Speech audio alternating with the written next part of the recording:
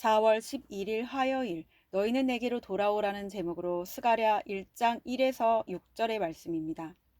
사랑의 하나님 감사합니다. 오늘도 우리에게 새로운 말씀을 허락해 주시니 감사합니다. 이 말씀 묵상의 시간을 통해서 하나님의 말씀을 듣길 원하고 복음이 들리기 원합니다. 말씀대로 믿고 살고 누리는 인생이 되게 하시며 이 시간에도 우리와 함께하여 주시옵소서. 감사드렸고 예수님의 거룩하신 이름으로 기도드립니다. 아멘. 본문의 말씀입니다. 다리오 왕 제2년 8째 달에 여호와의 말씀이 이도의 손자 베레가의 아들 선지자 스가랴에게 임하니라 이르시되 여호와가 너희 조상들에게 심히 진노하였느니라. 그러므로 너는 그들에게 말하기를 만군의 여호와께서 이처럼 이르시되 너희는 내게로 돌아오라. 만군의 여호와의 말이니라. 그리하면 내가 너희에게로 돌아가리라. 만군의 여호와의 말이니라. 너희 조상들을 본받지 말라. 옛적 선지자들이 그들에게 외쳐 이르되 만군의 여호와께서 이같이 말씀하시기를 너희가 악한 길 악한 행위를 떠나서 돌아오라 하셨다 하나 그들이 듣지 아니하고 내게 귀를 기울이지 아니하였느니라. 여호와의 말씀이니라. 너희 조상들이 어디 있느냐 또 선지자들이 영원히 살겠느냐. 내가 나의 종 선지자들에게 명령한 내 말과 내 법도들이 어찌 너희 조상들에게 임하지 아니하였느냐. 그러므로 그들이 돌이켜 이르기를 만군의 여호와께서 우리 길대로 우리 행위대로 우리에게 행하시려고 뜻하신 것을 우리에게 행하셨도다 하였느니라. 아멘.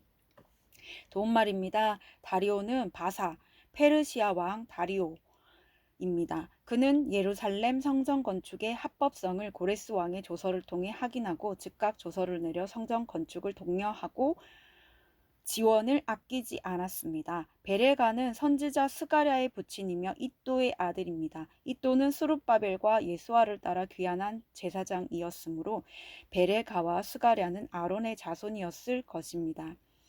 3절의 만군의 여호와는 하나님의 이름 가운데 하나로 세상을 창조하시고 다스리시는 하나님을 나타내는 말입니다.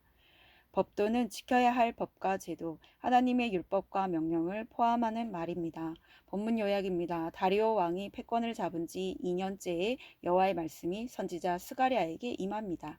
이스라엘의 조상들은 하나님의 말씀에 순종하지 않고 악한 길과 행위에서 돌아오지 않았습니다. 결국 그들은 자신들의 죄악이 멸망의 사건을 초래하자 공의를 행하신 하나님을 인정합니다.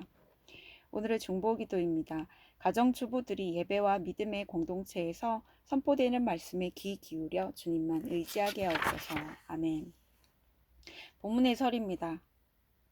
첫 번째, 진노의 말씀이 임하다. 1에서 2절의 내용입니다. 다리오 왕 제2년 8째 달에 여호와의 말씀이 스가랴에게 임합니다. 하나님은 이미 여러 선지자를 통해 유다가 70년간 포로 생활을 할 것을 말씀하셨습니다.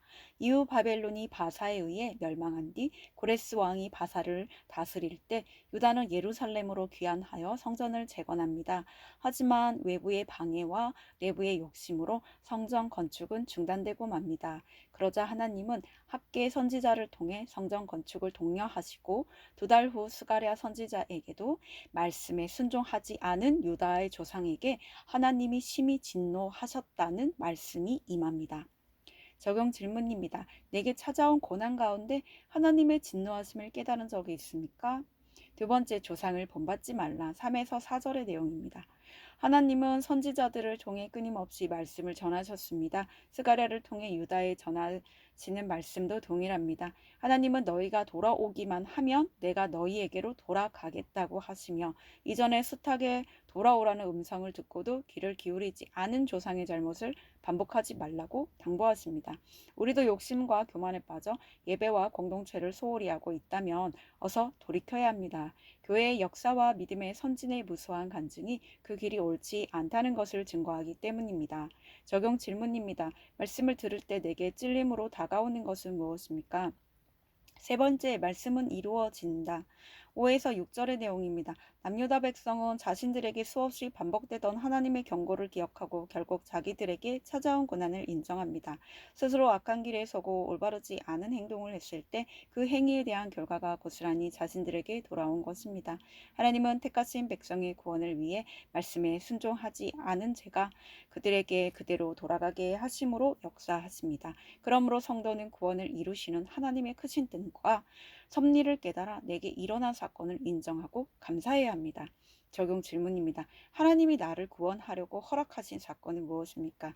오늘 기도하기는 수많은 설교를 듣고 말씀을 보면서도 말씀에 귀 기울이지 않고 순종하지 않았던 것을 회개합니다. 말씀을 듣고도 돌이키지 않은 유다 조상을 본받지 말고 악한 길과 악한 행위에서 돌이키게 하옵소서. 나의 구원을 위해 사건을 허락하신 하나님을 신뢰하며 주님을 온전히 의지하게 하옵소서. 아멘. 묵상 간증입니다. 최고의 부모님이란 제목으로 이정현님의 말씀 적용글입니다.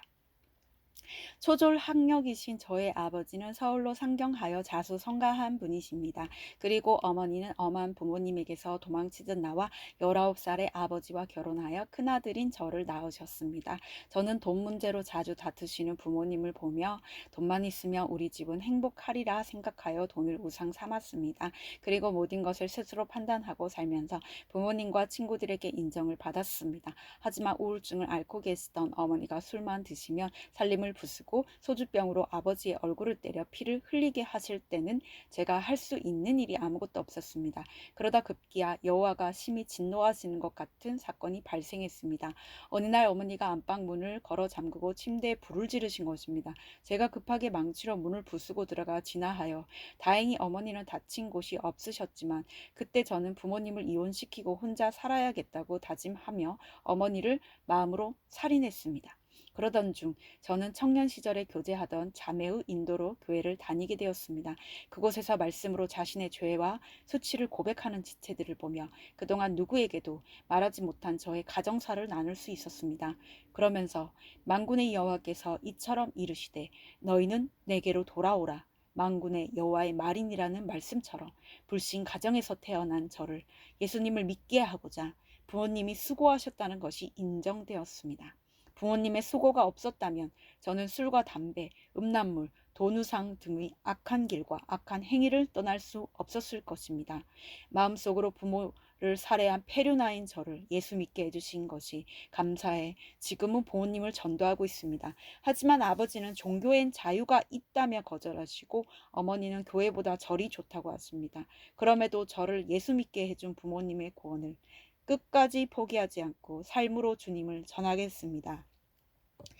이분에 적용하기는 부모님께 예수님을 믿게 해주셔서 감사해요라고 말씀드리겠습니다.